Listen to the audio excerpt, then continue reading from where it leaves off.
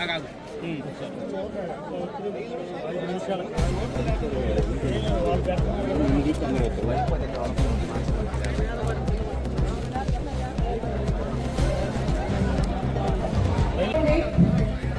రోజున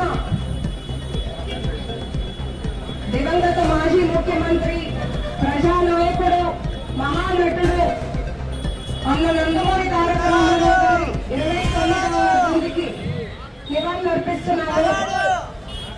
లోకేష్ గారి నేతృత్వంలో కార్యకర్తలందరూ, తెలుగుదేశం పార్టీ కార్యకర్తలందరూ ఒక ఘన నివాళి అర్పించారు. 1 కోటి మందికి పైగా సభ్యత్వాలు తీసుకొని. తెలుగుదేశం పార్టీ అంటేనే కార్యకర్తల పార్టీ.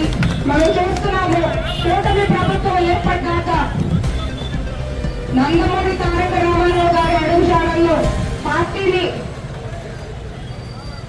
మన సీఎం చంద్రబాబు నాయుడు గారు, అట్లాగే లోకేష్ గారు ఎంతో బాగా ముందుకు తీసుకెళ్తున్నారు.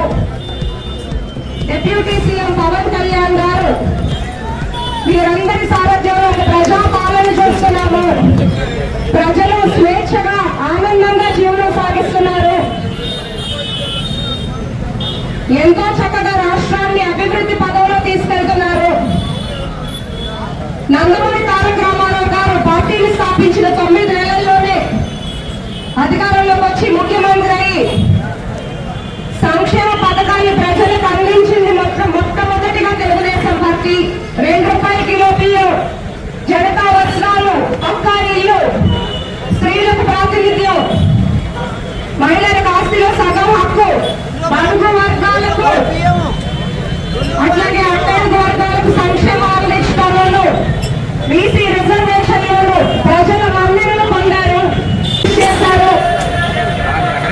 ఎన్టీ రామారావు గారు అంటే తెలుగు జాతికి ఒక మార్గదర్శి. ఎన్టీ రామారావు గారు అంటే ఒక ప్రపంచం, ఒక సంచలనం. వారి స్ఫూర్తితో, వారి ఆశయాలను ముందుకు తీసుకెళ్లాలని రాష్ట్ర అభివృద్ధితో పాటు దర్శి నియోజక